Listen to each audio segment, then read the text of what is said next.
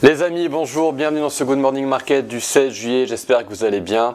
Le S&P 500 a progressé hier, il a atteint un plus haut historique, il a progressé de 0,28%, le Nasdaq de 0,27%, Saturn Nikkei a progressé de 0,29%.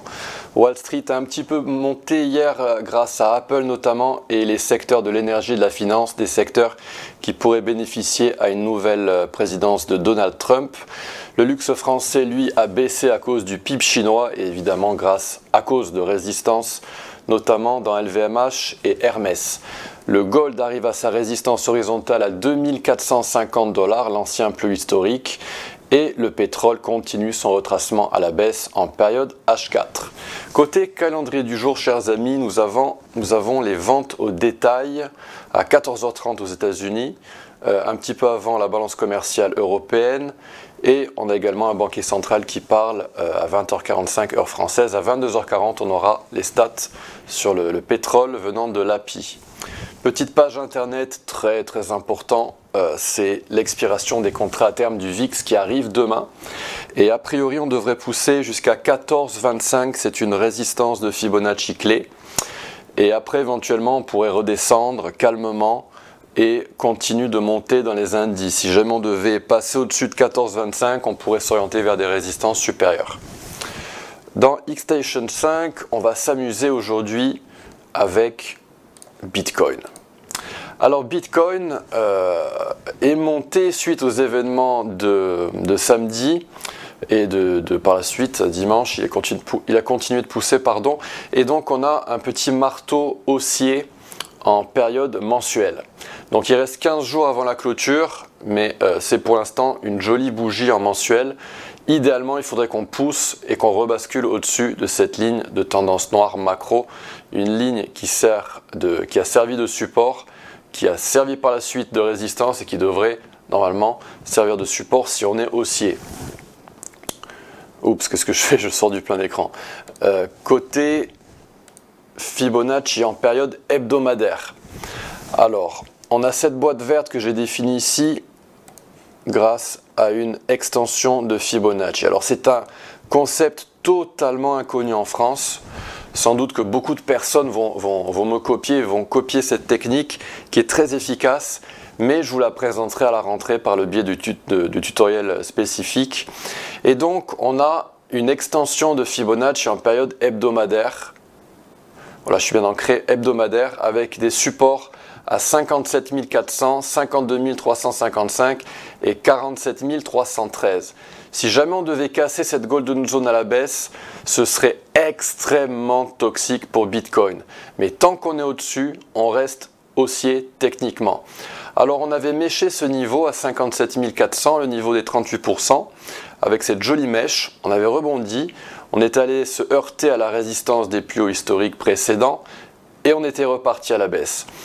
On est venu se poser à nouveau sur ce retracement des 38% avec ces bougies, c'est très clair. Et on a frôlé le retracement des 50% caractéristique du haut de ma boîte verte. La cible est située à 83 806. Pour y parvenir à cette cible, il va falloir qu'on casse une résistance de Fibonacci absolument clé.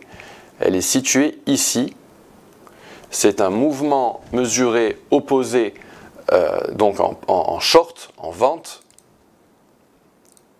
Je vais retirer le retracement des 38%, d'où cette boîte rouge. Et on a heurté ce matin le niveau des 61,8%, la golden zone opposée, située à 64 726. D'où cette réaction, d'où cette mèche et cette bougie qui est baissière en période journalière. Pour les bulls, il faut que Bitcoin arrive à casser cette golden zone opposée et qui suive ce parcours noir. Il faudrait vraiment la casser, cette golden zone opposée, pour après avoir un retracement et une opportunité dans Bitcoin pour ensuite cibler les 84 000 $.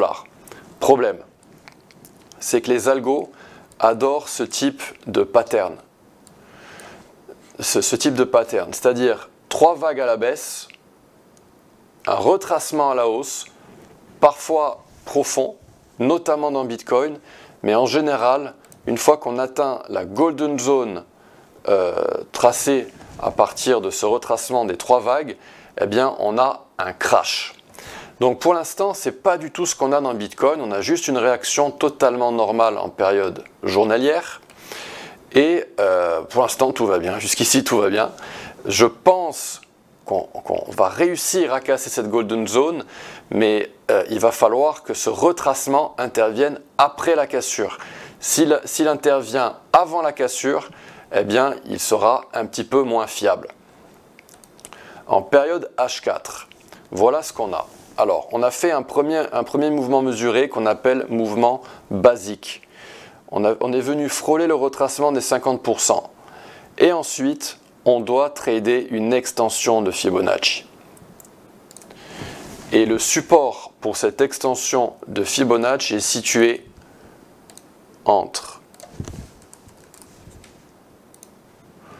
62 800 et 61 500 $ dans Bitcoin.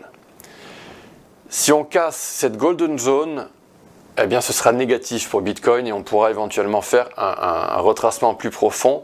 Mais comme je vous le dis, ce retracement plus profond, ce mouvement mesuré en daily, doit intervenir après une cassure de la golden zone opposée. Donc voilà notre boîte verte pour un trade dans Bitcoin. On a également une confluence avec un support géométrique que je trace en liant ce top et celui-ci. Donc on a un support géométrique confluent avec un support de Fibonacci pour un long en H4 qui doit nous amener à 66 000 $. Pour casser cette golden zone opposée en période journalière, et éventuellement avoir un retracement derrière pour former une épaule tête-épaule inversée. Donc beaucoup de suspense dans Bitcoin. Les indices, eux, sont calmes, ils sont toujours dans leur bulle. Le VIX, lui, doit coopérer avec l'expiration des contrats à terme demain. Il ne doit pas pumper, il doit coopérer.